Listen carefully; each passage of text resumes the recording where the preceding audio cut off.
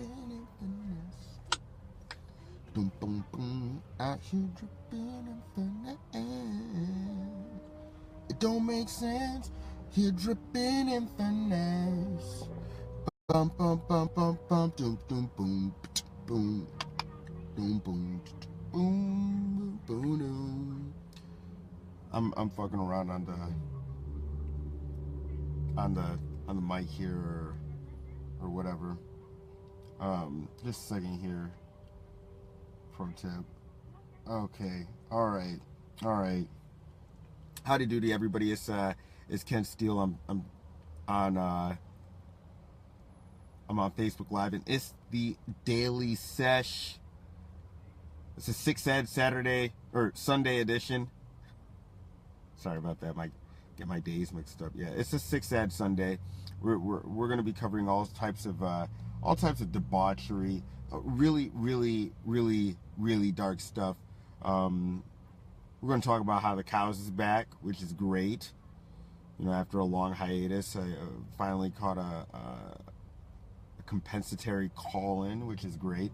And we're going to discuss, Oxfam in Haiti, engaging in some serious fuckery. Talk of Caligula-themed orgies over in Haiti. We're going to cover a little more a history of humanitarian hijinks. A history. We're getting the alliteration is on fleek today. It is a sick, sad Sunday. We're going to be covering a history of humanitarian hijinks. Look, I'm alliterating my ass off today. I'm wearing my my finesse shades. It's all good, man. It's all good. I'm carved up. Been in the sauna. It's all good. Stay tuned. This is the Daily Sesh. Let's get into it. Let's get into it real quick. Okay, so I guess to kick things off, yes, Barrington Iruki. Yes, the cows is back on. I'm assuming that they're resuming the normal schedule, which is I think that there's some a guest on either Monday or Tuesday, and then Thursday there's workplace racism, and that's usually at 5 o'clock Pacific. I think no, that's Wednesday. I think is workplace racism, or is it Thursday? I don't know, dog. It's been a while since I done let my experiences out. It's been a while. Oh my God, this my camera is all fucked up. And it's resuming again. It's this iPad setup I have. It's all fucked up. I can't really go in. When I start going in, the camera goes haywire. Well, like I was saying, it's been a while since I watched the cows, or I listened to the cows, or I called into the cows, or participated with the cows. And Gus T. Renegade is back. Hopefully with his return, the online, space for victims of racism who want to do better gets better. I hope that there's a little less confusion out there. With his absence, it was just noted is how people have been. It's been nothing but beef since he's left. Since the cows has been on, it's been nothing but beef. Beef here, beef there.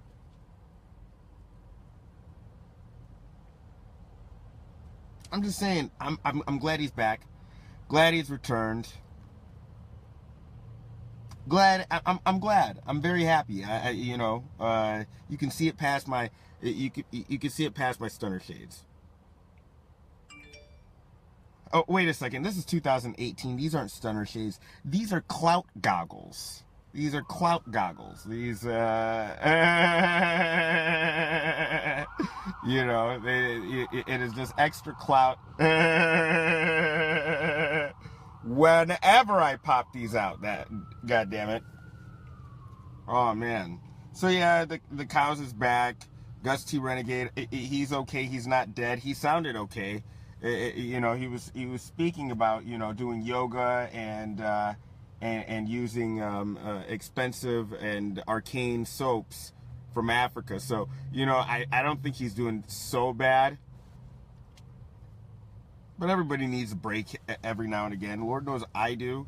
You know, I need a break from the bullshit. And oh yeah, you know, speaking of a break, you know, can y'all break me off a little something in my PayPal? You could PayPal ilovekensteele@gmail.com. You know, that's where you can always you know, put in some donations and everything like that to keep the machine going, keep the chicken quinoa bowls coming. Like I seriously, I really do appreciate the chicken quinoa bowls and the help that you guys give out for those. Like that really does. I mean, every little bit counts. What else? You know, I'm on the Venmo app as well. It's ilovekensteele@gmail.com.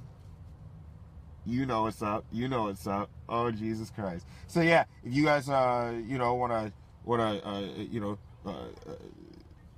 put in a little contribution and everything like that to keep this going, yeah, definitely. I'm about to get into it. It's a Six Sad Sunday, man. Like we're about to get in real deep. It's about to get really messy and everything like that, you know. People are gonna be violated and everything like that in these stories that I'm telling you. I mean, these are stories about you know, what's happening out there. You know what I mean? Like when you hear about all of these, you know, donate to this and donate to that, and you know, I got an orphanage here and I'm helping children over there. You gotta be real. You gotta do the side eye. You gotta give one of these. Like, oh, I got some bullshit. Exercise some bullshit out of my eyes. Anyway, yeah, you gotta give one of these.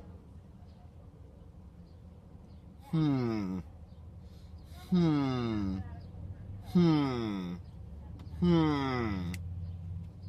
gonna get into it in a second.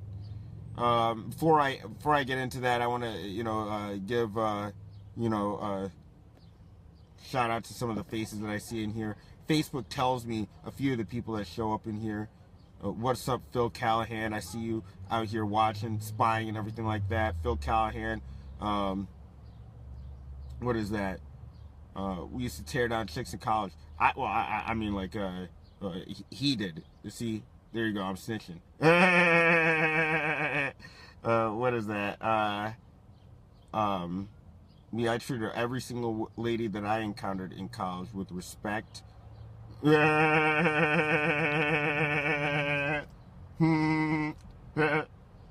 Ridiculous. Sorry about that. I decided on myself. Let's see. Mhotepa Tenahasi, I see you out here. What's up? Bill Gravitz, I see you out here. What's going on? Barrington Aruki, I see you out here. He's got a white coat and Google Glass. I mention this every single time because, you know, like if you got a white coat, that means you're a doctor. If you got Google Glass, that means you're from the future. So he's a doctor from the future. So, you know, he knows a lot of shit, you know. Be respectful when talking to Barrington Aruki. You know, always mention that he's a doctor. Dr. Aruki. What up, homie? Kennedy Bradley Jr. Kennedy Bradley Jr. What's going on, brah? I see you out here. There's Renee Moore. Hey, girl, what's up? I see you out here. I see you. What is that? There's J-Day. JDZ. What up, homie? I see you out here. Chunking up the deuces. All right, Adam Boughton. Yeah, I see you. What's that?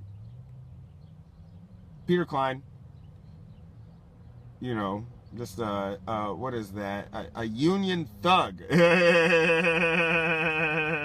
A union thug from Chicago. No. Oh gosh. Ronald Savage. I see you out here, bro. You might have a special interest to some of the stories that I'm going to be covering today on our Sick Sad Sunday. It's all fucked up. It's more fucked up than Rose McGowan's face.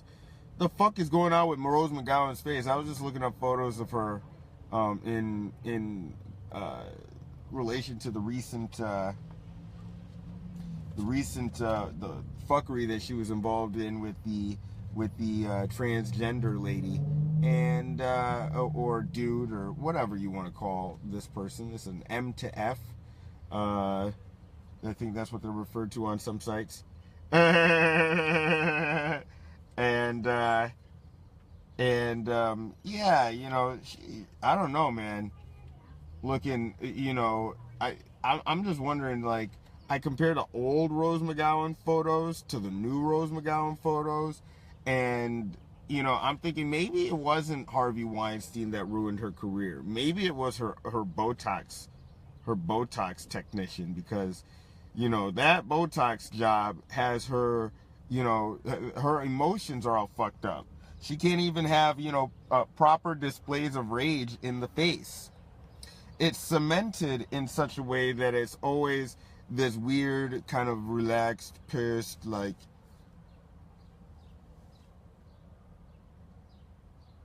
all the time. And I you know, I don't know if I could go through life making that kind of face, man. These ladies, man. You know, maybe it wasn't the acting roles that were the problem. Maybe it was all that surgery.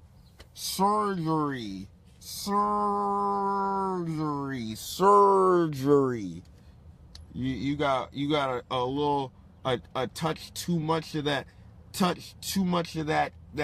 wrestling. You know, she got that wrestling. She got the wrestling mouth. Looking like this. All her photos looking like this. I don't know. Maybe it wasn't Harvey Weinstein's, you know, filthy hands. You know, filthy piggish hands that were the result that resulted in her career, you know, going finito. But you know, God bless her. She's got a new hustle. You know, she's on the extra angry white woman hustle. Good for her. I hope she gets her money. She needs to get her money. But I can't wait to see what the powers that be have in store for her. I really you know, because I don't think it's going to be pretty. They're already sending, you know, transgender Asian provocateurs to her events. So you know, that to me is that's some wacky shit. Welcome to 2018. You know, Donald Trump is president. You know, Ken Steele is 30 years old. What the fuck? How did I make it? How the fuck am I still here? Why aren't I dead yet? What's going on? What's going on? Sometimes I feel like who is that dude? I feel like that Polish dude in Boardwalk Empire. I'm just like, well, why am I still here? What's going on?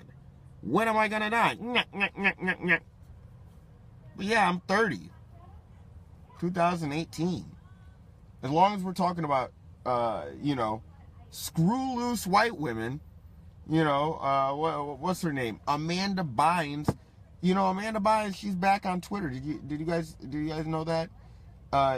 they have successfully cloned Amanda Bynes and replaced her with a pod person, and I have the photos to prove it. Yes, I do. Yes, I do. What is that? Check this out. Wait a second. Wait a second. I know I got these photos. Oh yeah, it's Amanda Bynes. You know, Amanda Bynes posted this on Twitter the other day. You know, she's all right? She looks all normal, right? Not quite. You zoom in and then you see, look, she's clearly been taken over.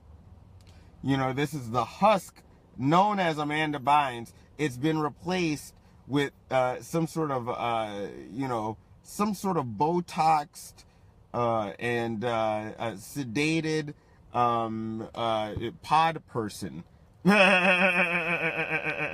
Who knows what the fuck that is? That white girl, that is a wayward white girl.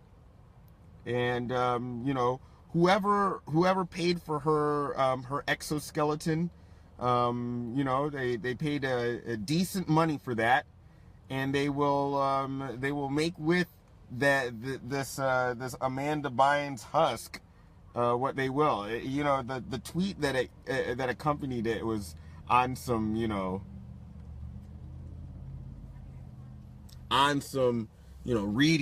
read from this script type shit. I don't know. So I think the powers that be have successfully lobotomized Amanda Bynes, and they have replaced her with a sedated version. It will be featured on Netflix. I'm sure that this version of Amanda Bynes can be seen on Netflix. It will be.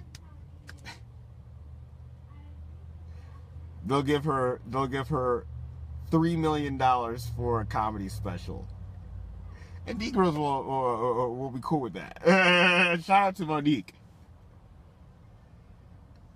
Shout out to Monique. Oh my gosh. Lenoid Urevich says, yo to you too. Yo to you too, bro. It's a sick, sad Sunday, man. It's, I have no idea why I'm covering Amanda Bynes. I remember a few years ago, I think, she went on a nigger dick craze. She was all on the internets talking about how what random Negroes she wanted to jump on. I believe what was that? Drake was the target of her her online assault or her online meltdowns. I hope that if she can resume her meltdown, if this version of Amanda Bynes should malfunction, I want to see the hair being chopped off. I need to see all the bullshit. Last time we saw her face covered in makeup. We saw all types of bullshit. It was great. It was great. Very entertaining, Amanda Bynes. She is back. God bless her. I hope the fuck shit resumes.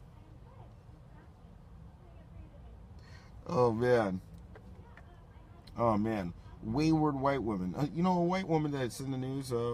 What's her name? Krayshawn. I think that she came out with another single. I heard about it. I didn't watch it or anything like that. I didn't want to contribute to that fuckery. I don't know. I think she had a kid. you know, and she hid out from the industry for a while. You know, the downfall of Creation was a huge story, just hilarious. I think it involves the Red Hot Chili Peppers. I think she was supposed to direct a movie for them, or a music video for them, and they just scrapped it. I don't even think they came out with a single. They were just like, fuck this shit. Fuck it, we'll do it live. That's what they said. They said, fuck it, we're only performing this live. Yeah, Red Hot Chili Peppers, they put the kibosh on that. And, you know, what was her name? Her label mate, V Nasty. I saw a clip of V Nasty. I saw a music clip of her from a music video. And she was holding an AK-47 and everything like that. And she was looking like a victim of gentrification. In some sort of bando in Oakland or something like that. She looked like, you know, her rent was about to be raised. Out of reach. That's what that looked like. And she was looking kind of rough. Be nasty. You know, her label mate, she was all popping off at the N-word. And, you know, she was a white girl that insisted on using the N-word. I mean, like, good God. How tacky can you get? You know? She was trying to do the Ruth Blackwell act, you know, on the national stage. That's for the internet only. That doesn't even work on the gram. Doesn't even work on the gram, baby girl. So, yeah, you know, they put the kibosh on that. And she looked kind of like Krayshawn, you know. So everybody was just like, you know, y'all are one and the same. Go fuck yourself. And so there was no more Creation. You know, her Red Hot Chili Peppers thing came, you know, didn't come out, didn't pan out. You know, all the fans, they were just, they dismissed her. And then her label fucked around and didn't release the album for Gucci until like a year and a half after Gucci was hot. Oh! And in the drum up to all of this, it was discovered that Krayshawn can't rap for shit. You know, it's something about, you know, today's modern AstroTurf rappers, you know, you want to call them industry plants or whatever. You know, a kid will get a little shine on the gram. You know, they'll get on Dr. Phil, they'll wild out, they'll get on you know, I Love Hip Hop, they'll wild out and everything like that, and they'll get a little bit of shine on the gram, and a record label will come and say, look, we're gonna boost your recognition and everything like that. We're gonna boost your brand. We're gonna give you a record contract. You don't even have to write any songs. We got the songs all written out for you. You know, they got the throwaway hits and everything like that. Right now, the label, they just wanna bank on your persona. They wanna bank on your juice. You got the juice. They got the machine. Let's get together. Let's make a deal. And then invariably, you know, you didn't even think about having a record deal, so you're like, fuck it, all right. I've always wanted to, you know, cut an album and everything like that, you know. And yeah, the record labels, you know, they'll sign you up and everything like that, and then they'll funnel your advance money, and then with that advance money, you know, they'll say, go make an album. You know what I mean? Make it hot. Give us this. Here are the lyrics and everything like that.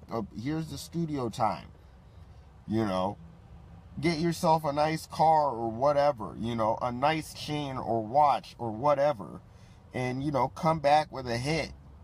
You know, you get in the studio time. You belt out your heart out and everything like that. And yeah, that's what they're supposed to do. That's what they're supposed to do for you, you know. That's the Cardi B setup. You know what I mean? That's the Cash Me Outside setup, right? You know, Krayshawn didn't really have that. Didn't have that. It wasn't part of a nice package that was put together. There was no TV presence or anything like that. Nah, man. See, and on top of that, look, what really they're selling is you got the juice. She didn't have quite the juice. She wasn't ready for prime time. You know, she looked kind of funny in the light. One, you know, assless, looked funny in the light. She didn't have the swagger. Her swagger was all fucked up, you know. She couldn't belt out her lyrics in a way that sounded, you know, tough, brolic, convincing. None of that.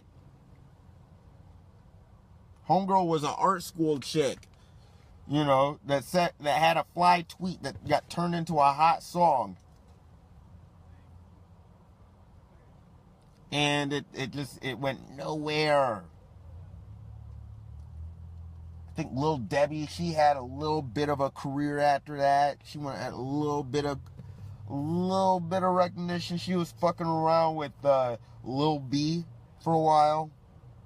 Lil Debbie, you know, I saw a music video from her. It was trash. It was trash. I'm sorry. The white girl mob was just defeated. It's defeated, depleted. It's over. Still don't have a white girl that's, you know, just convincing. You know, they tried it with Iggy Azalea. It didn't work. Came through disrespecting too many of the legends. It didn't work. They've yet to find a wayward white girl formula that worked. Cash Me Outside Girl is close, but, you know, who knows how that's going to turn out. Who knows how that's going to turn out. But yeah, you know, Creation, what was that? She fell out the game and you know, she had a kid and yeah, Khalif Muhammad. I'm just going over some wayward white girls of the minute right now. It's Six Sad Sunday, you know, and I just wanted to start the broadcast on that note, because we were talking originally about Amanda Bynes. She's back. You know, they've clearly lobotomized her. She looks barely vacant. You know, just like she's giving this look into the camera. You know what I mean? Sitting there saying everything's cool. Like we don't notice the funny shit. Oh my god, yeah, she looks fucked up. I'm sorry. That's my opinion. That's my opinion. But yeah, I know I'm kind of stalling. I'm stalling because like I you know what's going to be covered is it's kind of fucked up. It's kind of really fucked up. You know what I mean? It's, you know, one of those stories that just makes me pause. Imagine if I was like a mixtape rapper from like, this is my mixtape rapper from Miami in like 09. See that? Imagine this is a fitted and not a snapback, and I gotta balance it like this. Maybe 06, you know what I mean? Like 06. If it were 06, I'd need a bandana. No, I'd need the do-rag, bandana, and then fitted.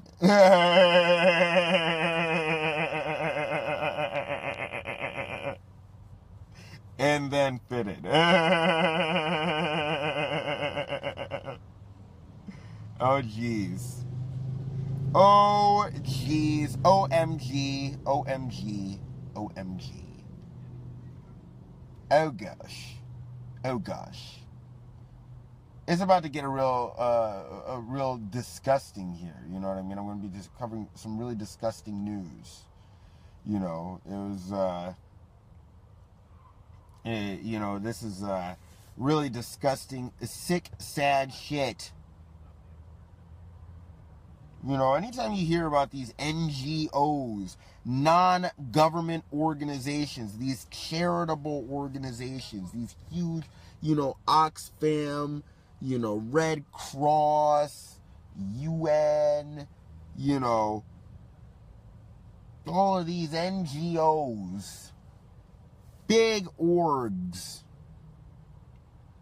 including some of these philanthropic funds, like the Bill and Melinda Gates Foundation or the Clinton Foundation.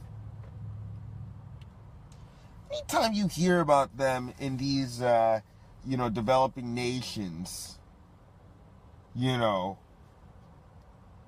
got to give them one of these.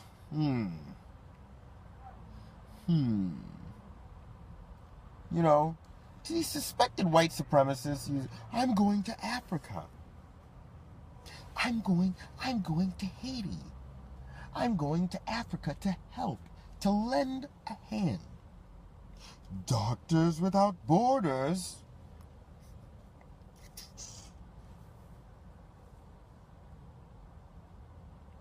You see these med students with the masks, and they're administering some sort of serum, some sort of shot to somebody in, Timbuktu and shit. Always gotta hit them with the, what the fuck? What the fuck are you doing? What the fuck is in that syringe? Gotta hit them with one of those. Hit them with one of those. Gotta be savage about it, too. The fuck? The fuck is in that syringe, homie? Bruh, what the fuck is in that syringe?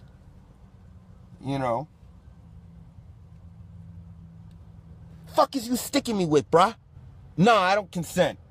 Hit him with one of those. They stop by, they start injecting everybody with the fucking vaccine.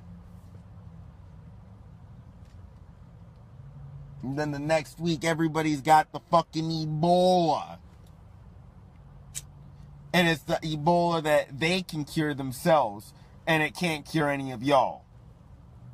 When they get the Ebola, yeah, they can clear that shit right up. Go on another excursion to Africa. Yeah, I'm going to Africa. How about the natives? Yeah, fucking right. Yeah, fucking right. I see you out here, homie. I fucking see you out here, homie. Man, there's a story out of the UK, man, that out of Haiti, really, that's just really disgusting. It's in the Washington Post. With the headline, "Democracy Dies in Darkness." The fuck? I'm dark, and, I'm very democratic. What the fuck? Anyway. Check this out. This Washington Post article says, Oxfam admits staffer engaged in sexual misconduct during relief effort in Haiti earthquake. Man, this is some bullshit, man. See, the thing about these white supremacists, man, that earthquake was like a decade ago or some shit. That earthquake was a while ago, bruh. That happened a while ago, man. I still remember when that happened. I remember all the NGOs were lining up, raising money. They were having their little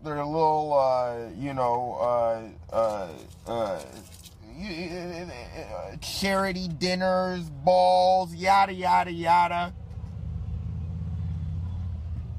I think I was in college at the time. They were having all sorts of concerts. Haiti relief, yada yada yada, Oxfam, yada yada yada.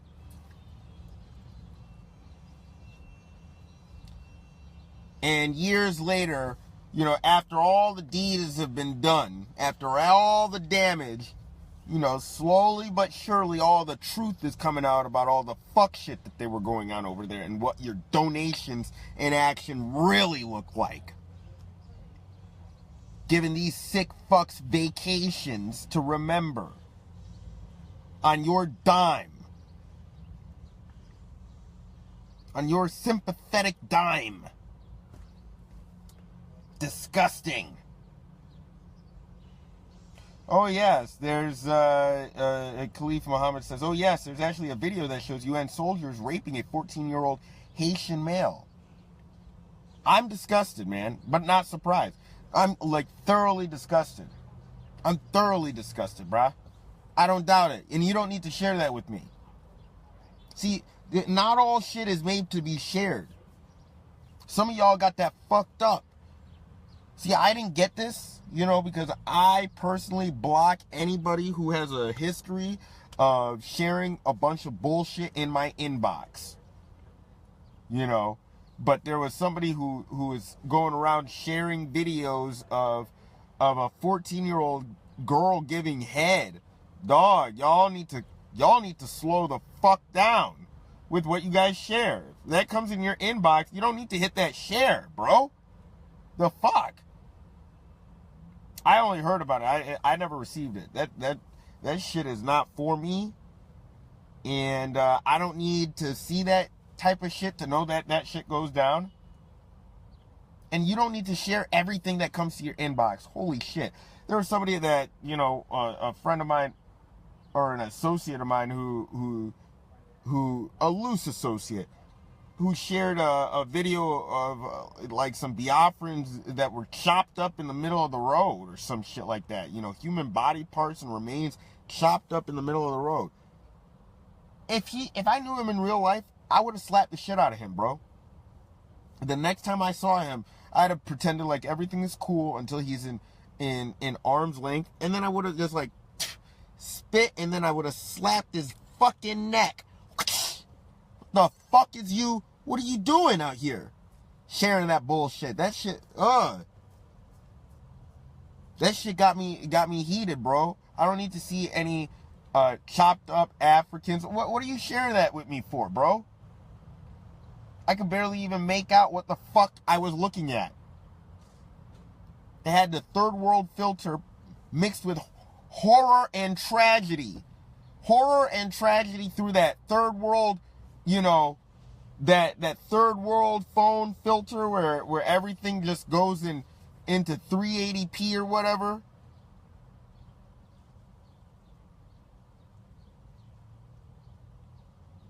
You know, like, seriously. You got the 380p, you know, filter, and you got just sheer tragedy. I can't comprehend what the fuck I'm looking at. That shit is disgusting to me, homie. Chill with that shit, bro. You don't need to be sending that shit over the goddamn internet, bro. I'm from the ogre-ish era. I didn't click on any of those links.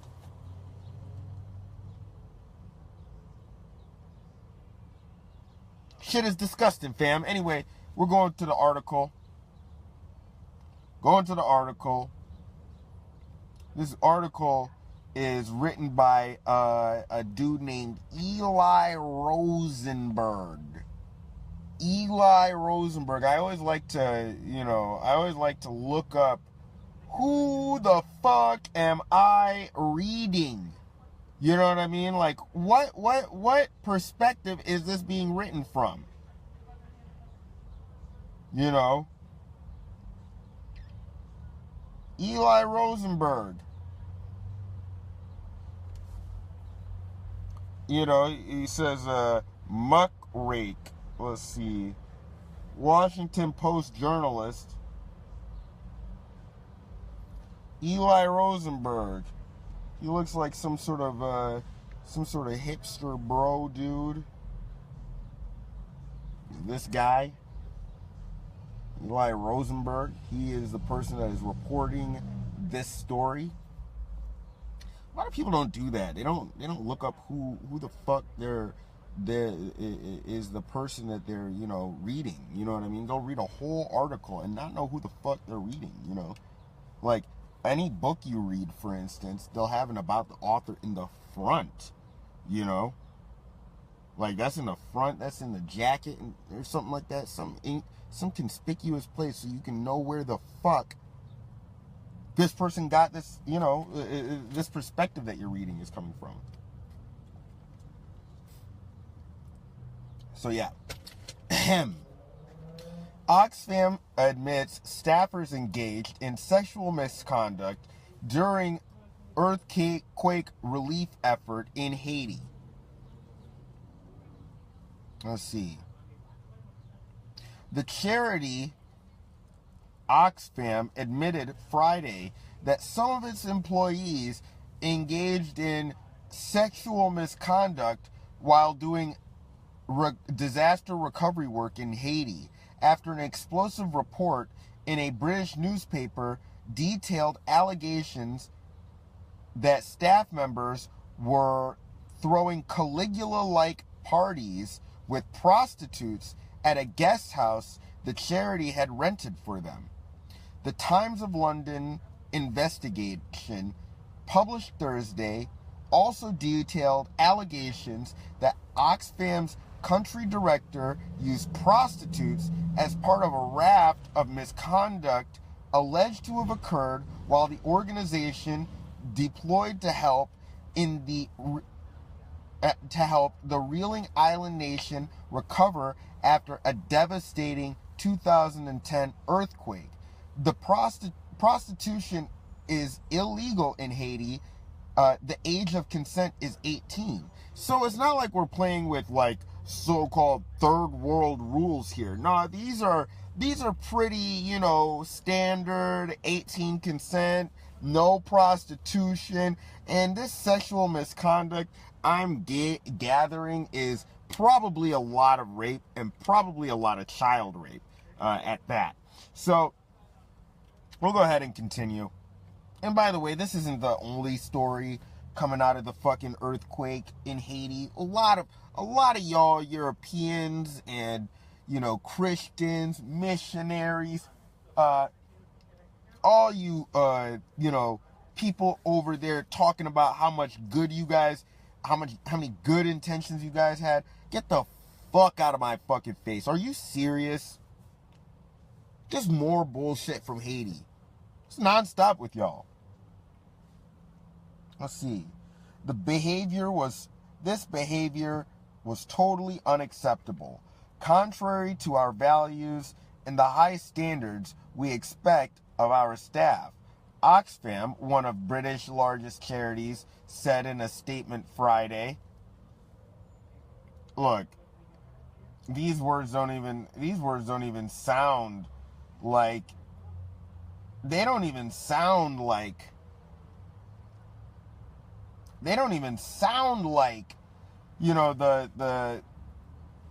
the words of people that have any bit of remorse. Totally unacceptable. Like, I know, dude, these words are hollow.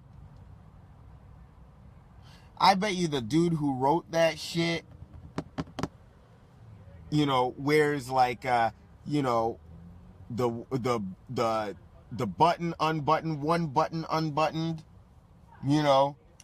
has his sleeves rolled up, probably does blow,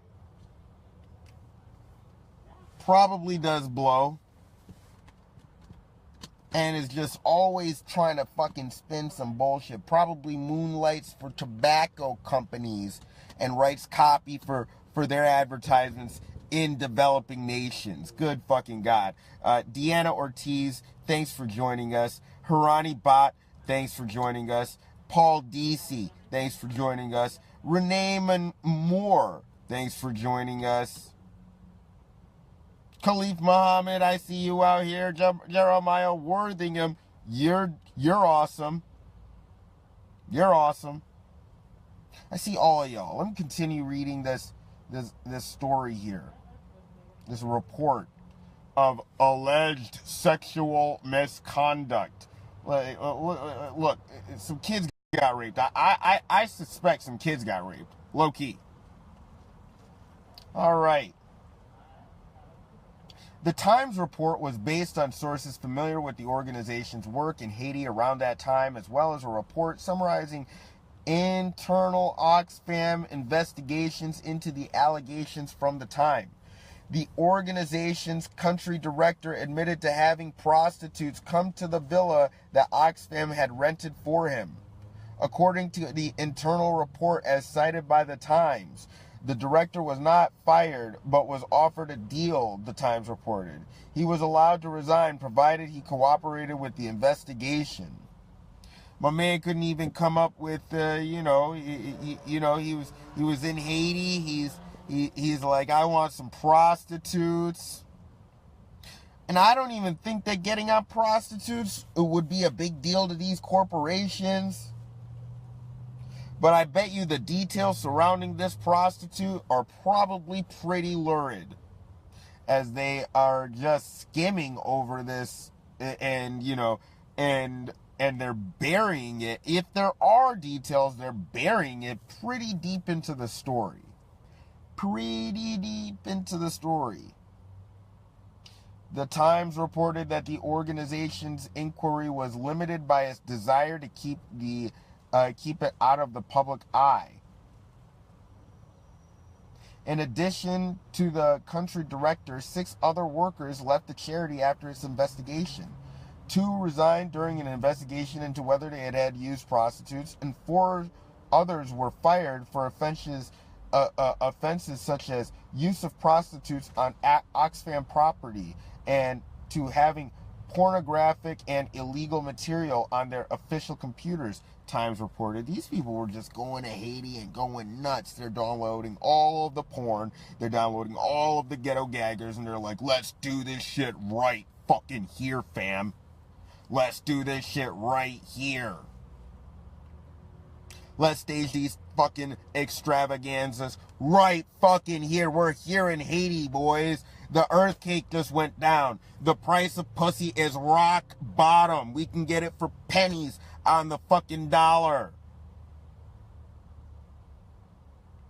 They said we can get it for pence on the pound. They're like, let's do this.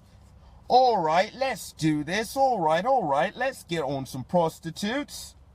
All right, gentlemen. You know what it is. We're over here in Haiti. We're putting in some work. We don't have to build shit. This is a vacation. We've got the villa. It's rented out. We got the idyllic scenery. Never mind all the devastation around us, mate. We can have ourselves a Caligula style orgy. These people are just having they're having just the time of their lives. They're reporting back to Oxfam. Oxfam, are we allowed to do this? And they're like, Godspeed, gentlemen. Have yourselves a little bit of fun. And they did this little maneuver after they said that shit. You know, they said that the investigation was limited by its desire to keep this shit out of the public eye. They were just like, look, we got to find out what the fuck happened here. We're going to document the shit, jerk off to it, and then fire all of you.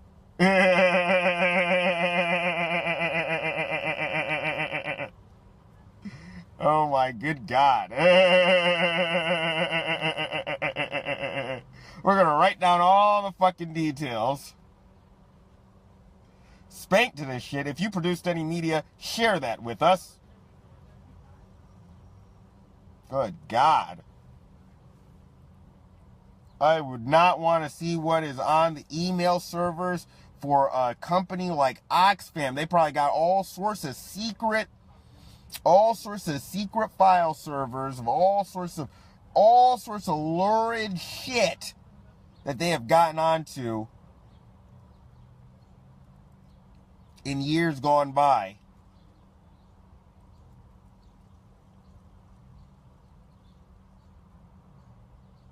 All right. So, yeah, these guys had all the porno. They had all that shit. The misconduct findings related to the offenses included bullying, harassment, intimidation, and failure to protect staff, as well as sexual misconduct, Oxfam said in its statement. See, notice how they put that at the end of the statement. Oh yeah, and sexual misconduct. You know, they listed sexual misconduct alongside some fucking schoolyard hijinks, bullying and harassment and intimidation.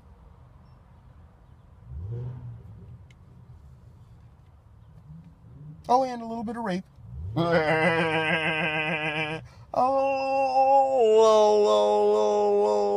little bit. A little bit of rape. Just a teensy bit. Touch of rape. Guys, it's not that serious. We can sweep it under the rug for, 8 or 9 years. Just not that fucking serious. Guys. Man, they even got a link in this story. Haitians are desperate for help, but they don't want it from the American Red Cross. Yeah, hell no. Y'all are coming through, spreading cholera, raping our children. What the fuck, guys? We need help. We don't need the fucking debauchery squad. But then again, we are in a system of white supremacy, and that is the country of Haiti. They put in work to be so hated. Let's see. The misconduct findings related to... Oh, yeah, sorry. It said it had not been able to prove the allegations that underage girls were involved. Sorry, guys. We have no proof that any of these women were underage. We were able to get all of their IDs, and all of the women involved, they are 18. Guys, all of these Haitian prostitutes that we supplied to this Caligula-themed sex party, they were all legal. Understand that. We reviewed all their IDs. Guys, you gotta believe me. Oh yeah, we do, Oxfam. We do. Your investigation. Oxfam was in the midst of a large effort on the island after the quake, which killed more than 200,000 people, injured 300,000, and left more than 1.5 million people displaced. The charity had £70 million fund, more than $100 million, to provide relief, supplies, and help rebuild the country's infrastructure, the Times reported. The majority of its 230 staff members working in Haiti at the time were not accused of doing anything improper. But a small group of male aid workers living in Del Mars near Port-au-Prince had turned the guest house Oxfam rented for them into what a source, the Times, the men called, quote, the whorehouse. So my guess is that this whorehouse and these 6 guys, they weren't the only guys that were getting it in. One, they were running an enterprise because, look, most of these workers, they don't want to deal with icky pimps from Port-au-Prince. I doubt that they would want to. I doubt that they would want to, go around dealing with Haitian hookers. So what do they do? Haitian pimps. So what do? They go around and then they set it up so that they got a whorehouse for them, because this is how these white supremacists roll. They'll set up a whorehouse for them, and then they called it the whorehouse.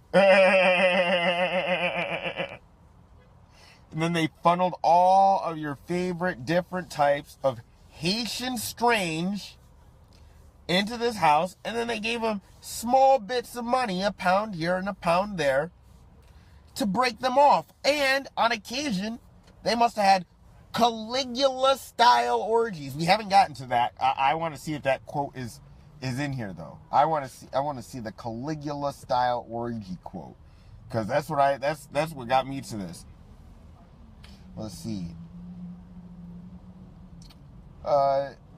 These girls wearing Oxfam t-shirts, running around half naked.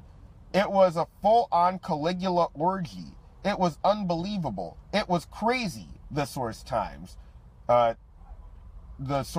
Times, about the parties in the house. Oh, I'm sorry. Look, this is this is a British story, so it has to be read in a British voice.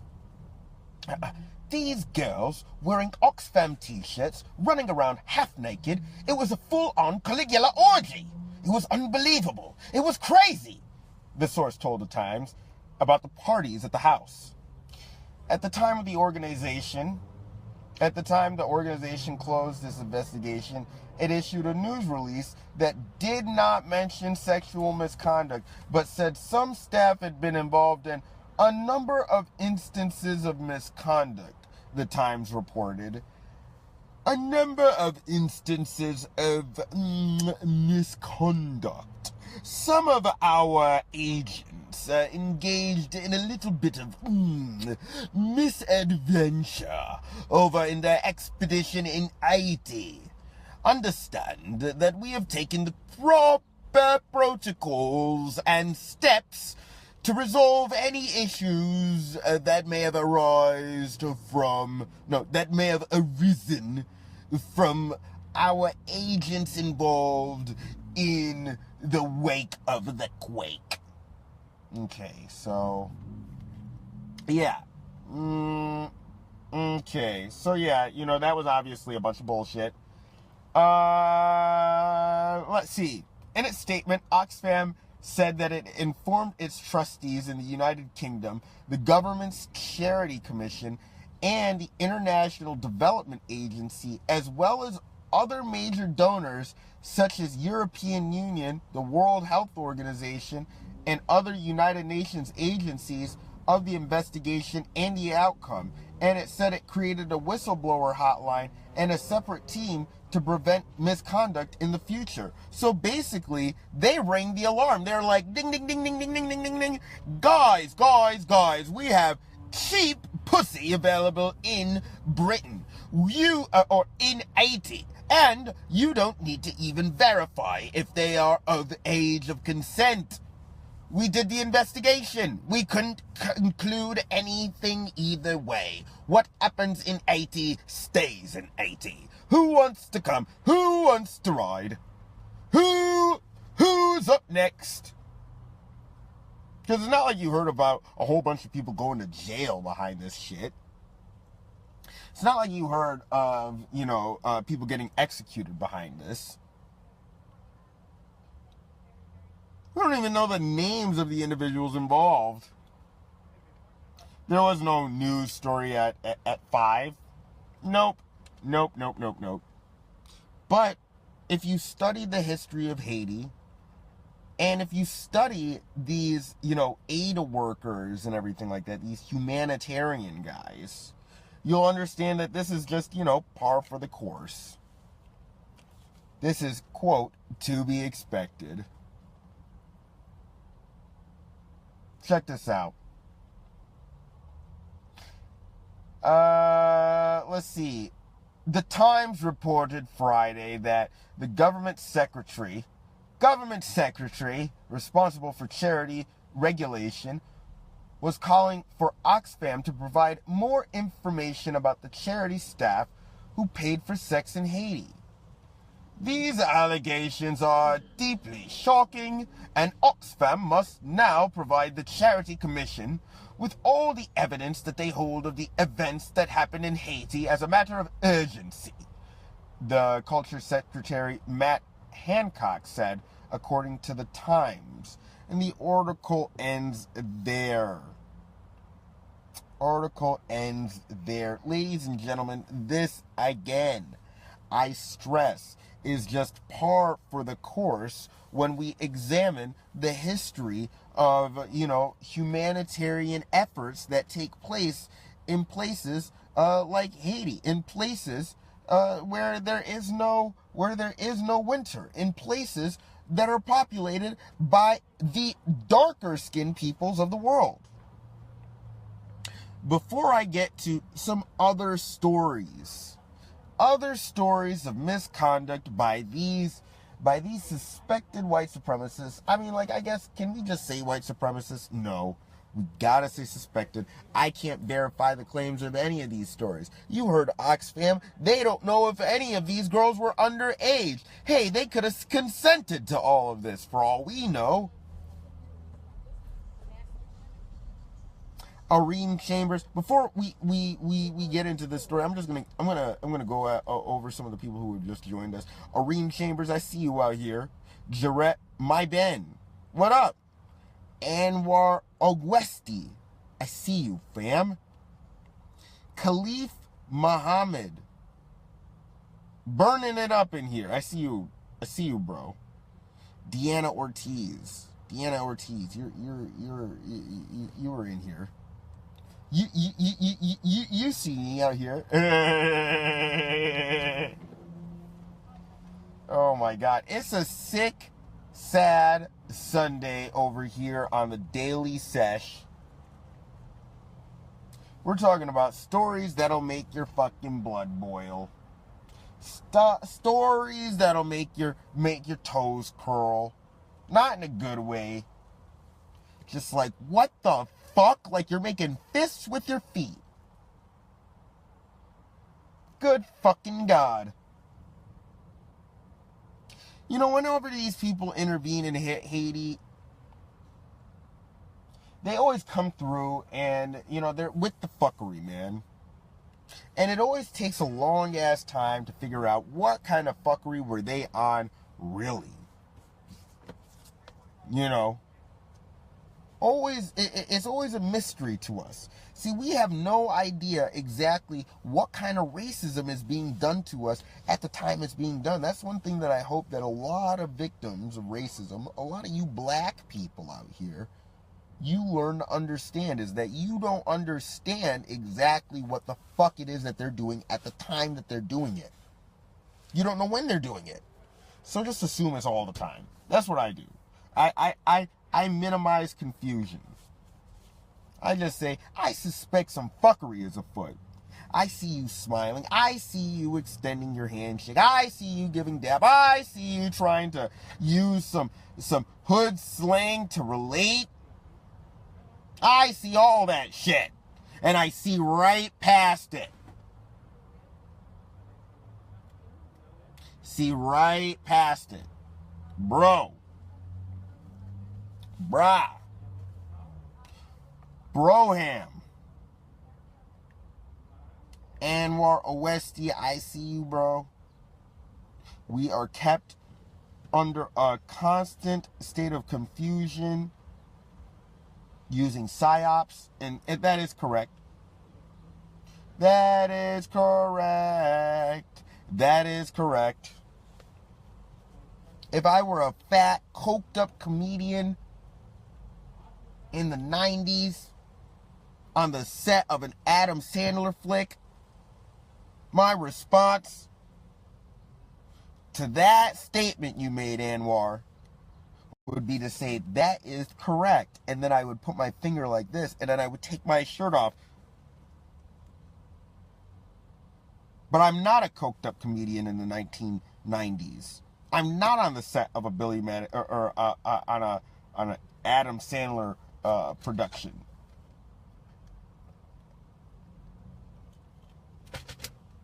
Nah, homie, it's Ken Steele, bruh. Coming right at you with another story of debauchery undertaken by these individuals here. These suspected racists coming in under the guise of helping Haiti. You know, they said that, you know, UN admits role in cholera epidemic in Haiti. Like, this is just some shit that they've been doing for a while, bro. They've been with the shits for a while. This time, literally, they're literally giving these people the shits.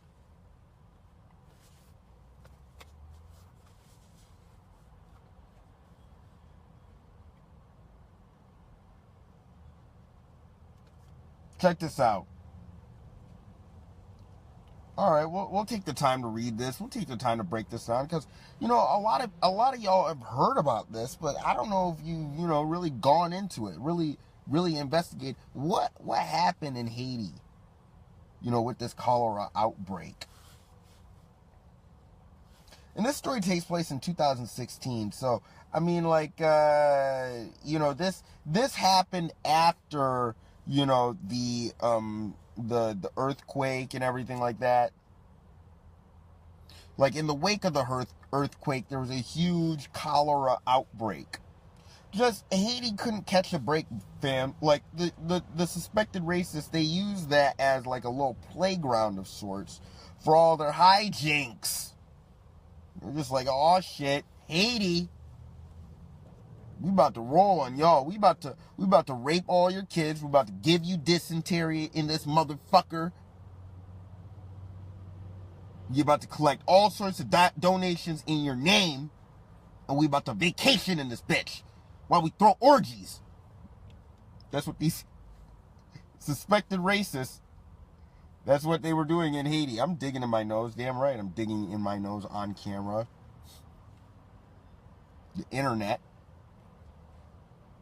Seeing ABC News. If I was on ABC News, I'd be all up in the camera like this, like this. Oh, hell no. No, I would have their fluffer do that for me. I would be like, you know, check for any bogeys, please. That's how I would say it. Check for any bogeys, please.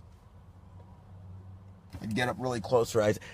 Check for any bogeys, please. But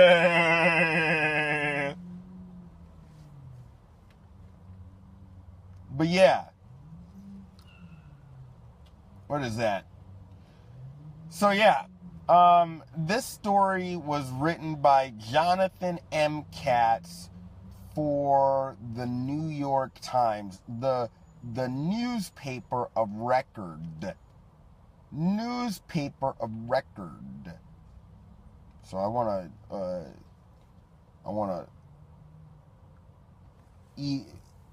let's see, Jonathan M. Katz looks like he has a lot of writings about Haiti. He is one of these suspected racists that are into everything that goes on. He seems to know all the facts about what goes on in Haiti. Guys, I know all the details. I know all the facts. He's really interested in Haiti, and he's been there for a while. And he knows all the facts. I just want, you know, like, I don't know if you guys are paying attention to anything I'm saying, but, you know, put all that shit together.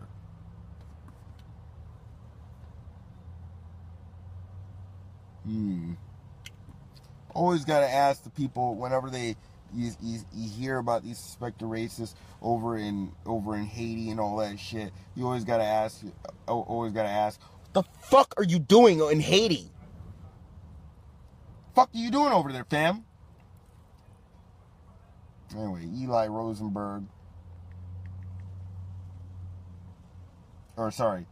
Jonathan M. Katz. See you out here. I'm reading everything that you're writing right now. Alright, so Jonathan M. Katz, he wrote this, you know, a couple years back, 2016. For the first time since a cholera epidemic believed to be imported by the United Nations, peacekeepers began killing thousands of Haitians nearly 6 years ago, the Office of Secretary General Ban Ki-moon has acknowledged that the United Nations played a role in the initial outbreak and that a significant set of UN actions will be needed to respond to the crisis. So yeah, they want to double dip basically. This whole thing is about wanting to come back. Look, we fucked up the first time. We fucked up everything the first time. Yeah, we're not sending anybody that was responsible for the fuckery. We're not sending them to jail. But what we will do is we will come right back into your territory and we'll fix all the shit that we fucked up. We will unrape all the babies. We will unrape all the prostitutes. We'll take away that dysentery, that cholera outbreak. We'll undo that shit. Guys, you gotta believe me. Guys, you gotta trust me. Guys, where you going? That's how I imagine the United States. Where you going, guys?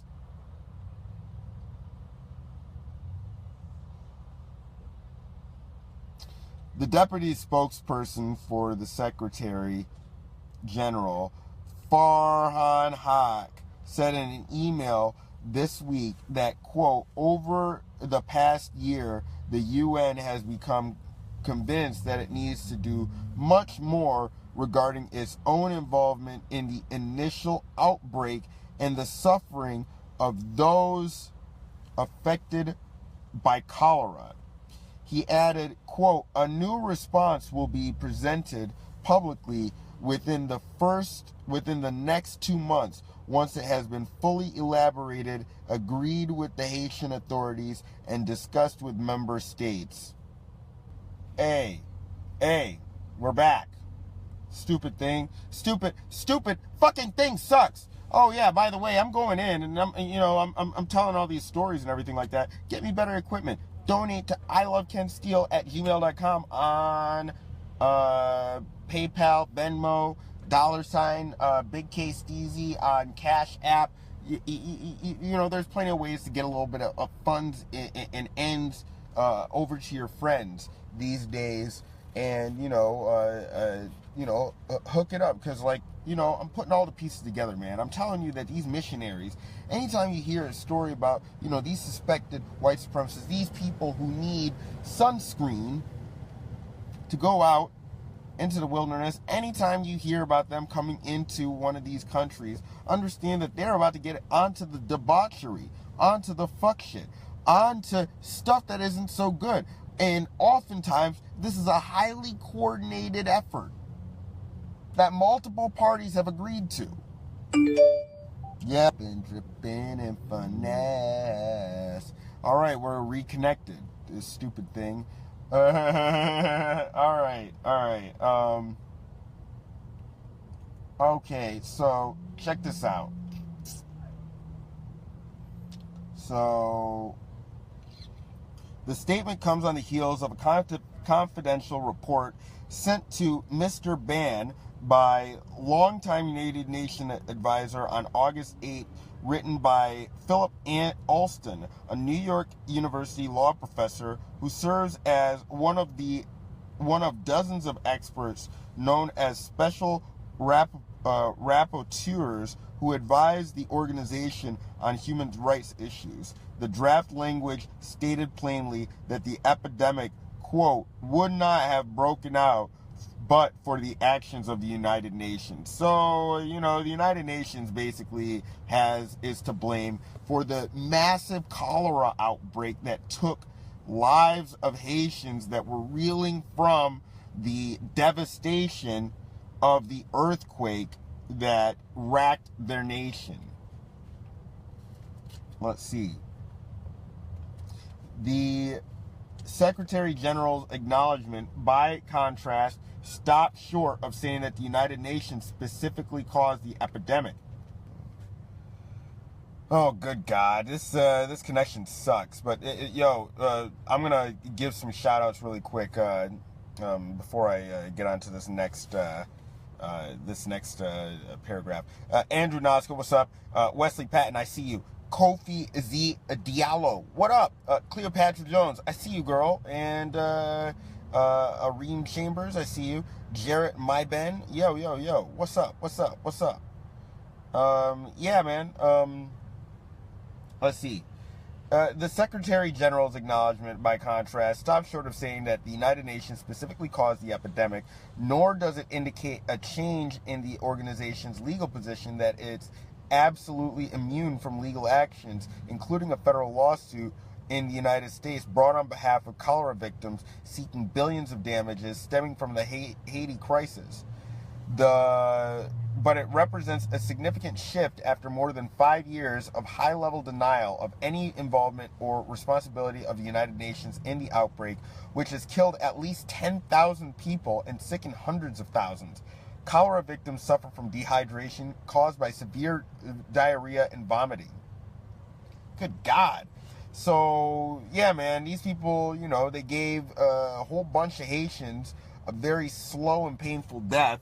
And, they're not, they refused to admit to it. I wonder what changed. Let's see. Special rapporteurs' reports are technically independent guidance, which the United Nations can accept or reject. United Nations officials have up until the end of the week to respond to the report, which will then go through revisions, but the statement suggests a new reciprocity to its Yeah, so, my broadcast is getting all fucked up due to technical difficulties. The technical aspect of this is really fucking... It really hurts. It really does. I think what's happening is that the heat emitted from my iPad is messing with the Wi-Fi connector, and is limiting its ability to broadcast effectively. So I'll be going in and out and everything like that. And I guess I'm just gonna go ahead and finish this sick sad story, and then we'll wrap it up. We'll wrap it up after that. Just due to technical difficulties and everything like that. But yeah, where were we? But the statement suggests a new receptivity to its criticism. In the 19-page report obtained by an official who had access to it, Mr. Alston took issue with the United States' public handling of the outbreak, which was first documented in mid-October 2010. Shortly after, people living along the Mayi River began dying of the disease. The first victims lived near a base housing 454 United Nations peacekeepers freshly arrived from Nepal, where a cholera outbreak was underway, and waste from the base leaked into the river. Numerous scientists have since argued that the base was the only plausible source of the outbreak, whose real death toll, one study found, could match even higher than the official numbers state, but the United Nations officials have consistently insisted that the origins remain up to debate. Hey, this cholera outbreak is, it could be from anything. It could be from a weather balloon. It could be from a satellite. We have no idea where it is coming from. We did not cause it. We were just in Nepal, hanging out, eating, chicken curry, chicken tikka masala, and, we're just enjoying ourselves, having a good time. In a time. Then Weasel, they're giving everybody dysentery, and they're not admitting to it. They're just saying, you don't know where the fuck that came from, even though it showed up after we showed up. Let's see. Wait, just a second here. Mr. Alston wrote that Haiti, United Nations Haiti cholera policy is morally unconscionable, legally indefensible, and politically self-defeating. He added, it is also entirely unnecessary. The organization's continuing denial and refusal to make reparations to the victims, he argued, upholds a double standard to which the UN insists that member states respect human rights, while it's rejecting any such responsibility for itself. He also said it provides a highly combustible fuel for those who want to claim that the UN peacekeeping operations trample on the rights of those being protected, and it undermines both the UN's overall credibility and the integrity of the office of the Secretary General. Now, mind you, again, all that shit is just, is very self-interested. Whatever. This is fake outrage. If this were real outrage, I mean, heads would be rolling. Heads would be rolling for this. I think that this was just, planned.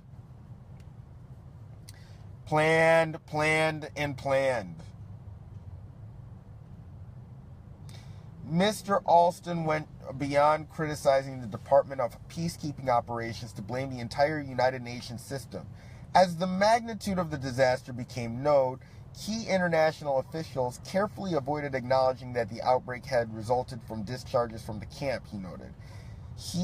His most severe criticism was reserved for the organization's Office of Legal Affairs, whose advice, he wrote, has been permitted to override all other considerations that militate so powerfully in favor of seeking a constructive and just solution. Its interpretations, he said, have trumped the rule of law. Mr. Alston also argued that in his report that the New York Times has reported that the United Nations cholera eradication program has failed. Infection rates have been rising every year in Haiti since 2012, and the organization struggles to raise the $2.27 billion it says is needed to eradicate the disease from member states. No major water or sanitation projects have been completed in Haiti. 2 pilot wastewater processing plants built there in the wake of the epidemic quickly closed because of lack of donor funds. Good God. In a separate internal report released days ago, after being withheld for nearly a year, United Nations auditors said that a quarter of the sites run by peacekeepers with the organization's stabilization mission in Haiti, or MINUSTAH, said that they had visited, they were still discharging their waste into public canals as late as 2014, 4 years after the epidemic began. Victims are living in fear because the disease is still out there. Mario Joseph, a prominent Haitian human rights lawyer representing the cholera victims, told demonstrators in Port-au-Prince last month. He added, if the Nepalese contingent returns to defecate in the water again, they will get the disease again, only worse. In 2011, when families of 5,000 Haitian cholera victims petitioned the United Nations for redress, its official of legal affairs simply declared their claims, quote, not receivable, whatever that means. Mr. Alston claimed that the argument is wholly unconvincing in legal terms. Those families and others then sued the United Nations, including Mr. Ban and the former MINUSTAH chief Edmund Mullet in federal court in New York. In November, Mr. Ban promoted Mr. Mullet to be his chief of staff. The United Nations refused to appear in court, claiming diplomatic immunity under its charter, leaving the Justice Department lawyers to defend it instead. The case is now pending for a decision from the Second Circuit Court of Appeals in New York. The redress demanded by the families of the 10,000 people killed and the 800,000 people affected would reach $40 billion.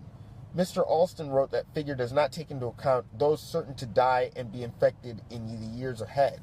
Since this is almost 5 times the total annual budget for peacekeeping worldwide, it's a figure understandably seen as prohibitive and unrealistic, he said. Still, the figure of $40 billion should stand as a warning of the consequences. So these people have no intention of fucking making good on this at all. This is a bunch of bullshit. The figure of $40 billion should stand as a warning to the consequences that could follow if national courts become convinced that the abdication policy is not just unconscionable, but also legally unjustified. The best way to avoid that happening is for the United Nations to offer an appropriate remedy. Mr. Alston, who declined to comment for this article, will present the final report at the opening of the Grand Assembly in September, when presidents, prime ministers, monarchs from every country gather at the United Nations headquarters in New York. Mr. Hack said that the Secretary General's office, quote, waited to take this opportunity to welcome this vital report, which he added, quote, will be a valuable contribution to the UN work as we work towards significant new set of UN actions. So again, This article concludes, and we can be sure that these suspected racists have no intention of remedying this situation. They had no intention of paying the poor people of Haiti. And that's just another example of some, humanitarian hijinks taking place over in Haiti.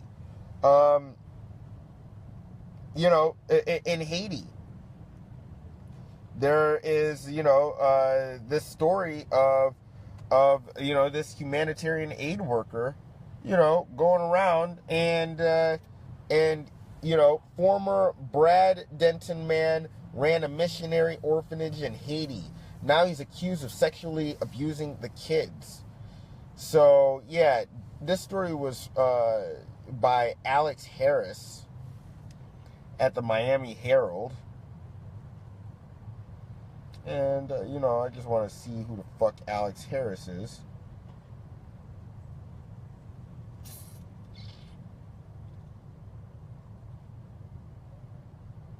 Second here.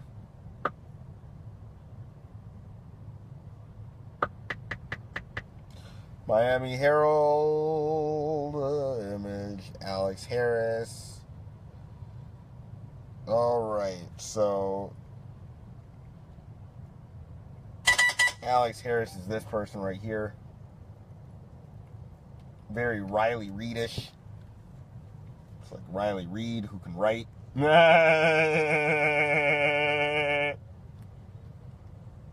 Second here. All right. Former Brad Denton man ran a missionary orphanage in Haiti. Now he's accused of sexually abusing the kids. Daniel Pye ran a missionary orphanage in Haiti for years, where he fed and cared for 22 children. This week he was arrested and hit with federal charges of sexually abusing some of the minors he was charged to protect. Pye, originally from Brad Denton, volunteered at Haitian orphanages for years with his wife before they started their own in Jacmel, a southern coastal city. In Haiti, missionary orphanages house, care for, and feed and educate orphans as well as underprivileged children living with parents. The 35-year-old lives in Ashdown, Arkansas, and was arrested and charged with child sex tourism. In a federal criminal complaint, prosecutors accused Pye of molesting 3 of the girls in his care. One who was 6 years old at the time.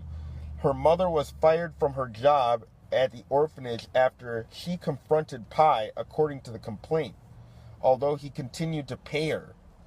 Disgusting. Sly me. Paying for 6-year-old girls. And Oxfam couldn't confirm if anybody was underage. You gotta be fucking kidding me. This is disgusting. I know I'm mixing up stories, but disgusting. These are the same people doing the same shit. Let's see. The complaint lists 4 victims, with most of the abuse centered on the then 60-year-old girl who spoke with investigators in 2015. She said PYE had sexually abused her every day, whether his wife was home or not, beginning in 2008, when she was approximately 6 years old, and ending in 2011, according to the complaint. An unnamed witness told authorities that she shared a room with Pye at a religious conference in Kentucky, and he told her he had, quote, an inappropriate relationship with one of the kids at the orphanage. When she pressed him weeks later, he said he regretted trusting her, according to the complaint. A second victim, who was 9 at the time of the abuse, told authorities she saw Pye molesting the first girl, and having sex with another victim who was around 12 or 14 years old at the time. She said Pye would touch her inappropriately while they were swimming. Okay, by the way, in that last story, they said that they were having Caligula-style orgies. If you know anything about orgies, and I know a thing or two about orgies, Dog, a Caligula-style orgy is like another level of debauchery at an orgy. You're not just talking about, regular orgy shit, people, getting down in public in front of everybody. No, you're talking about tricks being performed by people who are trained to please. We're talking about some of the most depraved tricks being performed by some of the most taboo subjects. Look, I'm telling you that if these people, Oxfam, was having fucking orgies to the tune of Caligula, please. And if you guys don't know your history, Caligula was the Roman emperor that basically had, he insisted on getting on in the most sexually depraved manners. He is written about in the biography I, Claudius, and I believe the movie of the same name covers Caligula's debauchery. And if you see a clip from fucking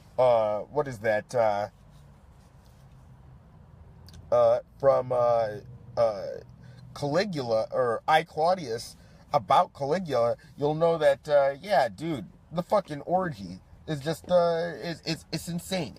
It's fucking debauched, man. This dude is getting on 14-year-old girls and everything like that. He's ghetto gagging them all. This is disgusting. Let's see. A second victim who was 9 at the time of the abuse.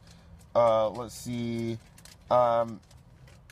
Investigators, wait just a second here. Investigators used flight records and the posts on Pi's Facebook to confirm his travel dates to and from Haiti. Pi has never been in prison before. He was held in a Haitian jail cell for 5 months at first on no charges and then for processing, quote, illegal documents. It took a combined effort of lawyers, missionary friends, and Haitian senators and the country's Ministry of Justice and the United States Embassy to free him. Pi is scheduled to make his first appearance in court to determine who his lawyer will be. And then, the article ends with, law enforcement encourages the public to report suspected child predators and any suspicious activity to Homeland Security investigations through toll-free tip line at 1-866-DHS-2-ICE or by completing an online tip form, and then it has the link. So if you want to snitch, you know what I mean, the government is definitely looking for that action. And if there are people to snitch on, it's these fuckers.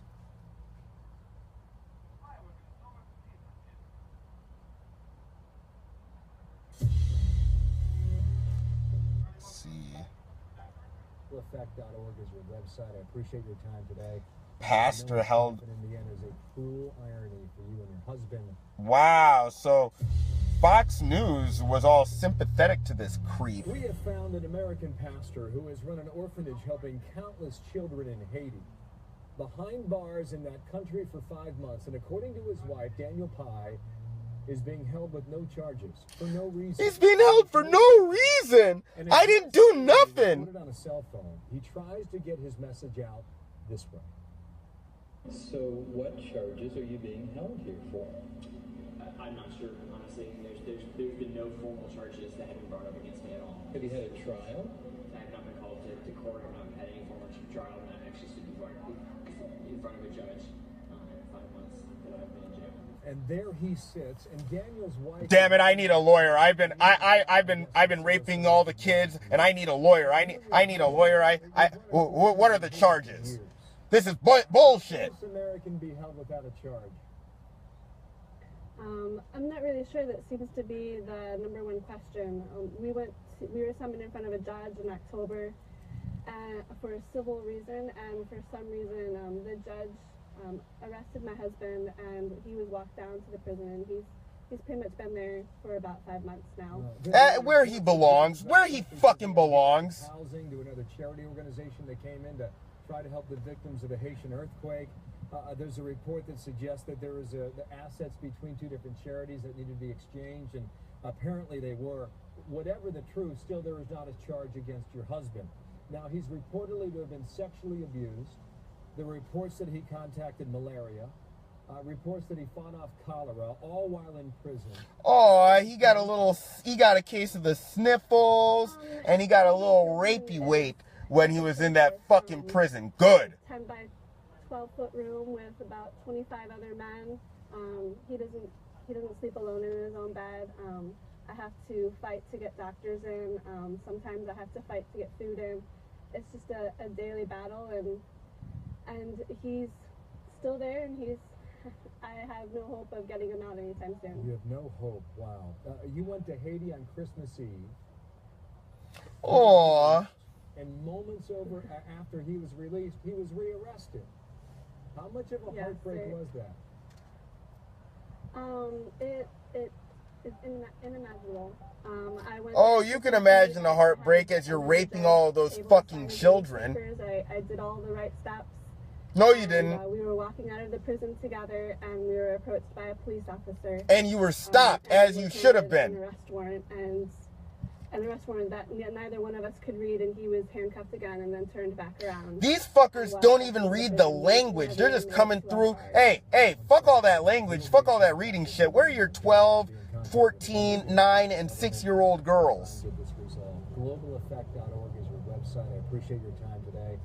I know it's tough, and in the end, is a cruel irony for you and your husband, based on all the work you've done for that country. How? What? A cruel irony? What the fuck? Anyway, that's Fox News for you. You know, taking up for all the rapists and child molesters, and you know, as long as the victims are black. You know, as long as the victims are black, and you know, there were some, you know, free motherfuckers and all that shit and everything like that. But yeah, so you know, yeah, so that's that story. You know, just sick fucks all over the world getting in on Strange and on that young. As long as the victims are black, it's very easy. You can just start yourself a charity over there and say, I'm helping the children. That's what I'm doing. I'm over here helping all of these children. Don't look at me! Oversight? I'm in Haiti. I'm getting on these children. That's what these people are saying. Good God. Let's see. You know, and these were stories from 2017, by the way. This next story, you know, just some sick, sad shit coming to us from the Congo. You know, never-ending conflict in the Congo, fueled by the Belgians and the French. Random group versus random group. You know, in a match to the death. Home of the child soldier, home of the rape soldier, all those things.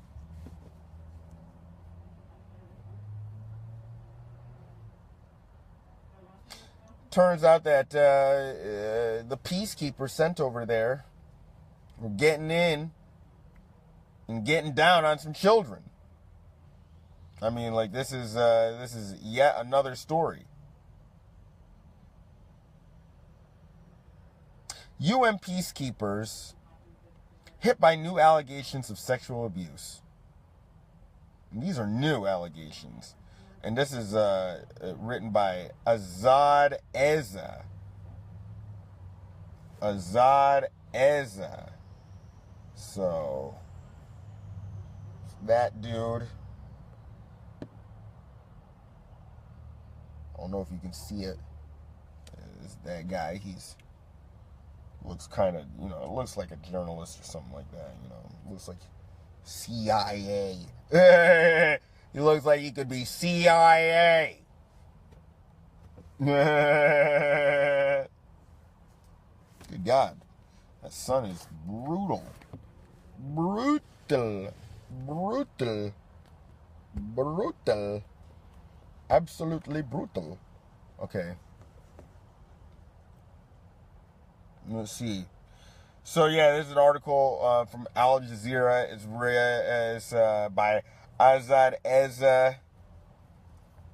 You know, Azad Eza. He's an online writer, journalist. He covers politics and development in sub-Saharan Africa. He's reported from the DRC, South Africa, Zimbabwe, Senegal, amongst others. So this is, you know, an Arabian who is down with the brown, and he is embedded, you know, embedded. So, let's see. Fast facts associated with the case. 33 cases of sexual exploitation and abuse by peacekeepers worldwide since July 2017. Between 2005 and 2017, there were at least 20,000 allegations against peacekeepers. Let's see. And the Democratic Republic of Congo soldiers scheduled to leave Central African Republic mission following string of allegations against the troops. So that was the rundown with bullet points or whatever. I don't know. I think the person who writes these bullet points should be an English speaker or a native English speaker so that, you know, these things can make sense, because that was a bunch of gobbledygook. Al Jazeera. Anyway. At least 55 UN peacekeepers are accused of sexual exploitation and abuse of civilians across UN missions around the globe since January 2017, new UN data shows. Data released late February night shows a new case of sexual exploitation was registered against Republic of Congo peacekeepers in the Central African Republic, no less than 10 days after the United Nations announced a withdrawal. Just a second here.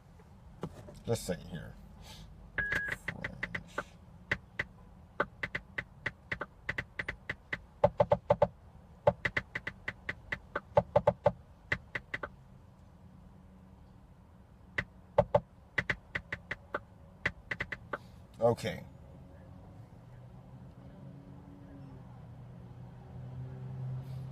Okay. Sorry.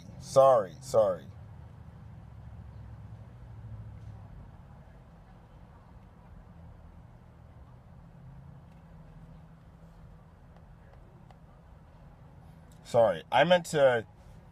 Okay, that's a different case of sexual abuse in the Central African Republic. This is the story that I wanted to read. This is a story written by the New York Times, and it is written by Benoit Morin. Benoit Morin. He's this guy right here. This dude right there. A lot of these hipster-looking dudes writing all these stories and everything like that. I guess I am 30, so everybody writing this stuff is like my age and shit. There's a lot of dudes that look like I went to college with these motherfuckers. Anyway, so no charges in sexual abuse case involving French peacekeepers. So a panel of French judges decided not to bring charges against soldiers accused of having sexually abused children while on a peacekeeping mission in the Central African Republic, officials said on Friday. The soldiers were sent to the country by a former French colony in 2013 to quell a sectarian conflict over there. But allegations of sexual and physical violence by the troops have been an embarrassment for France. They also have been embarrassment for the United Nations, where rights investigators compiled a confidential report in 2014 of allegations, and the organization did not move quickly to rectify them. The French authorities became aware of the allegations only when the report was leaked to them. And I remember this case. I believe the whistleblower, had their life threatened, and there was a whole mess. I think that the United Nations was found to be complicit in the squelching of this report, detailing the abuses by these French UN peacekeepers. And it comes as no surprise, as France has opted not to charge them. They basically gave them a job well done and sent them on their way. What is that? The lapse at the United Nations in promptly notifying the French led to an investigation by an independent panel that accused some of the organization's officials of having pressed the allegations from desk to desk, inbox to inbox, having failed to meet their core mission to protect the rights of the most vulnerable civilians. The confidential report chronicled testimony by 6 children ages 9 to 13. Good God, dude, just unambiguously fucked up. Unambiguously fucked up. Cross-culturally, this is just fucked up ages to be abusing people. And yeah, dude, it's, UN peacekeepers at it again. And, let's see, who described abuse by soldiers at the camp in Bangui, Mpoko International Airport, in the capital from December 2013 to June 2014. 4 of the children said that they had been abused by the soldiers, while 2 said that they had witnessed the abuse. Acting on the report, French prosecutors opened a preliminary investigation in July 2014. The case was not known to the public until an advocacy group, AIDS Free World, provided a copy to the British newspaper The Guardian, which reported the findings in April 2015. A spokeswoman for Paris prosecutor's office, Agnès Terbo-Lisivier, said on Friday that the judges completed their review of the abuse allegations on December 20th, and the decision was to close the case or to bring it to trial will be definitively made in less than 4 months after the judges have received any additional information from the groups representing the accusers to the prosecutor's office. And there is a whole problem about identifying the people, she said in an interview, noting that the case was particularly difficult because it based solely on children's accounts without independent evidence. Are these accusations clear, accurate, detailed, or repeated? And based on these accusations, have we intended who we might be the identified who might be the perpetrators? And what's funny is, in the wake of this Me Too situation, freshly raped African children are not to be believed, but, white women who have been raped decades ago, allegedly raped decades ago, they are to be relieved at every turn, and if you don't believe them, shame on you, you hate women. Whole nation of fucking France is just saying, let it slide. Let it slide. Or let her cry. Sorry, my bad. Let's see. The completion of the investigation was first reported by the radio network RFI and the newspaper Le Monde. The World. Paula Donovan, a co-director of AIDS Free World, angrily reacted to the news. "This is a travesty," she said in an email. "If African soldiers had sexually abused little boys in Paris, the investigation wouldn't be closed until every perpetrator was behind bars." Ms. Donovan also pointed out that the president of France, François Hollande of France, had vowed. The president François Hollande of France had vowed to publicly show no mercy. Publicly show no mercy. No mercy to the perpetrators of the abuse after it had become known. Emmanuel Dowd, a lawyer for EPCAT, an organization that combats the sexual exploitation of children, said in a phone interview that he was not surprised that criminal charges would not be brought. The organization had filed a civil claim seeking financial compensation for its wrongdoing, and it says it believes was committed by the peacekeepers. Neither the judges nor neither the judges nor Paris prosecutor's office has required anyone to be charged, he said. We will take a look and see where we agree with the judges and the prosecutor's office. Leonardo Chisone, a technical expert at EPCAT, said that the group was considering whether to keep looking for evidence which it might present to the judges. We know how difficult it can be to collect testimony from children, she said. It is not always easy for children to be comfortable with that procedure.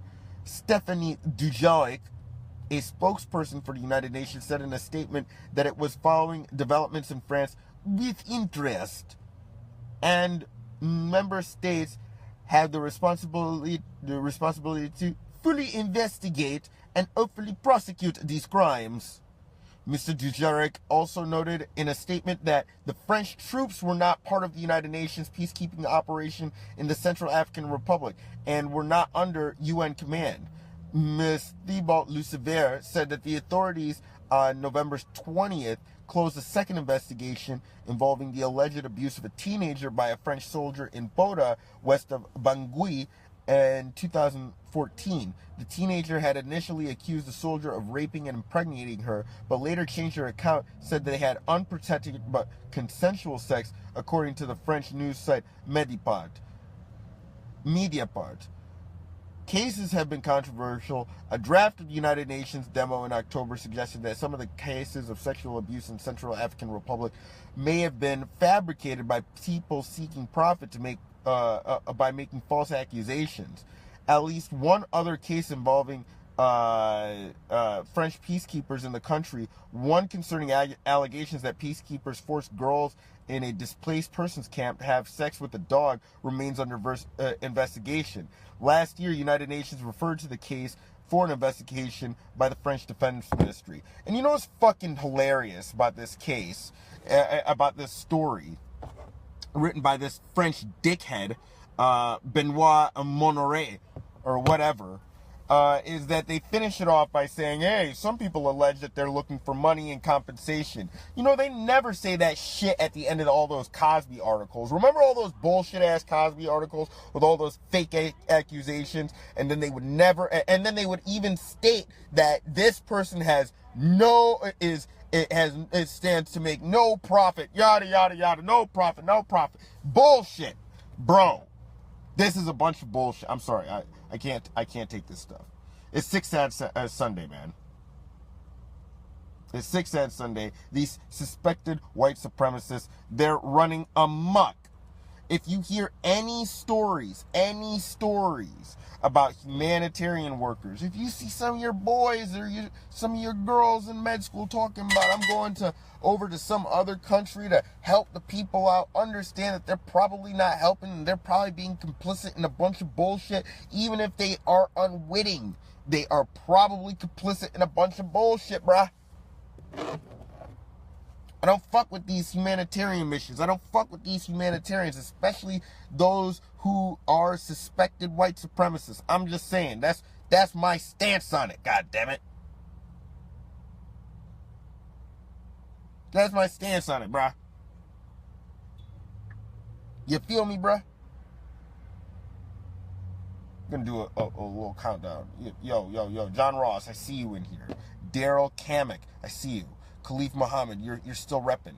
Stephen GM Ford, what up? Renee Moore, I see you out here. Bruh. You guys are great. Y'all are great. If you're fucking with me, you know, I love Ken Steele at gmail.com. That's where you PayPal that, and I'll be good, bruh. That's all I need. That's all I need. Just a little taste. A little taste. I got my clout blockers. My clout goggles on deck. I'm reporting just tragic stories.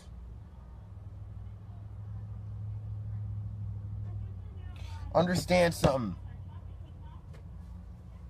This is the existence that we're living in. We're living in a system of white supremacy. These people are getting off scot-free after having Caligula-style orgies, after having raped children in the wake of a goddamn tragedy, in the wake of a massacre. These people are still getting their rocks off on children. Bruh, this is disgusting, and it's par for the course. Of course, we're not learning about the truth until years later, until near a decade later. Of course.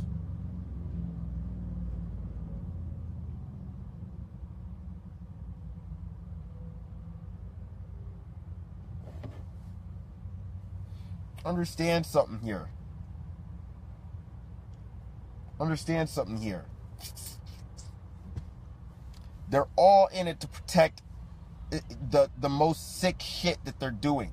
And the most sick shit that they're doing is, you know, they're killing for sport. They're fucking little kids for sport.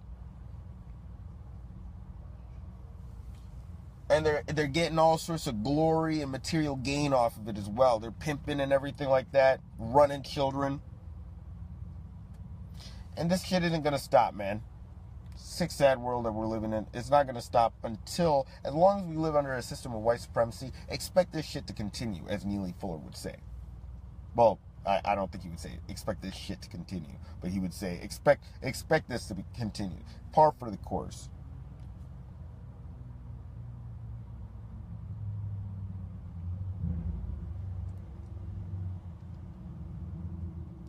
Really disgusting. Man, some of y'all were sharing that video. Speaking of raping children, some of y'all were sharing that video of allegedly of a little kid bobbing up and down some grown-ass man. Like, on some, you know, this is awareness for, you know, child abuse, yada, yada, yada, pedophilia. Dude, you don't make people aware of pedophilia by showing people pedophilia. What the fuck, brah? What in the fuck, brah? I heard that the person in the video is in jail. I hope so. What the fuck, dude? Very sad. Sick, sad world that we're living in. I'm only doing 2 hours today. Feel free to hit me with any of your questions. Should I do a weasel word? Nah. Nah, I'm good, homie. I'm good, homie. I'll do that shit tomorrow. But yeah, while I'm on here and everything like that, I just want to say, you know, donate to my Instagrams and everything like that. Not my Instagram, but my PayPal. My PayPal is ilovekensteele@gmail.com. I'm on the Venmo app, ilovekensteele@gmail.com. I'm on Cash App at $, Big K Steezy, SBIG, the letter K and STEEZY. So, you know, get at me on there. Tiny.cc/100 is the group. So if you want to continue the conversation, everything getting a little deeper, go on there. Hit me up on any of my various profiles. You know, I get the alerts for all of them, you know. So, oh yeah, and fuck a Facebook. You know, they're banned for, you know, having the and spitting that fire out here on these East streets. I told an old racist broad, you know, she should, you know, slap a few fentanyl patches on her forehead and skedaddle. And I guess that was enough to ban me and everything like that. And Facebook, you know, eat a dick, respectfully. Eat a dick. And so, what do we got here? It's last minute and everything like that. Dudes. Please. You know, be safe out here. Don't fuck around and everything like that. You know, keep all your paperwork straight. And, you know, always suspect these suspected white supremacists of being on some fuck shit, because that's what they're all on all the time. They never take a break from it. It's fun for them. It's profitable for them. And we have to fight against it. So, you know, I'm sorry for making anybody uncomfortable. It's been a sick, sad Sunday out here on the Daily Sesh. I will be back tomorrow. Peace, I guess. That's about it. That's about it. Got 30 seconds left. If there's anything that anybody wants to tell me, feel free. Like, comment, subscribe, and watch out for the YouTube link. And that'll be all. That'll do. Pay.